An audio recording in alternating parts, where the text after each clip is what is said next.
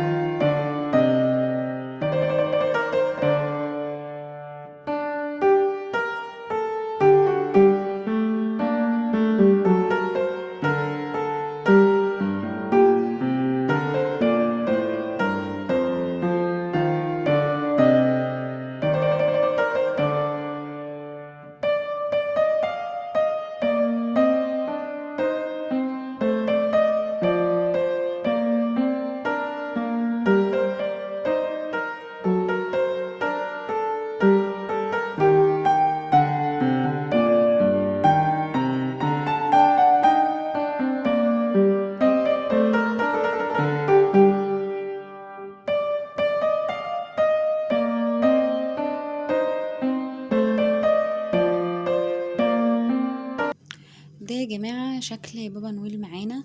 ده هنا انا عملت ناحية واحدة بس، المفروض هعمل كمان ناحية زيها واقفلهم من الجناب.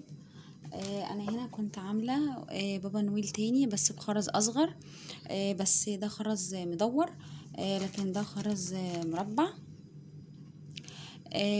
اللي عملت هنا وش، وادي الوش التاني وقفلتهم من الجناب بغرز رباعية عادية خالص. ودلوقتي انا مخرجة الخيط من هنا.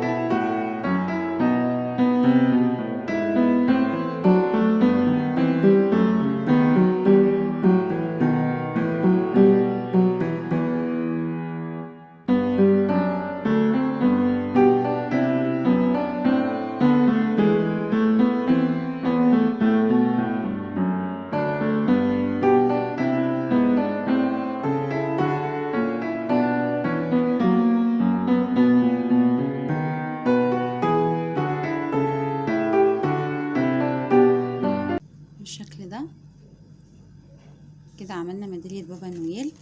يا رب تكون عجبتكم. السلام عليكم ورحمة الله وبركاته.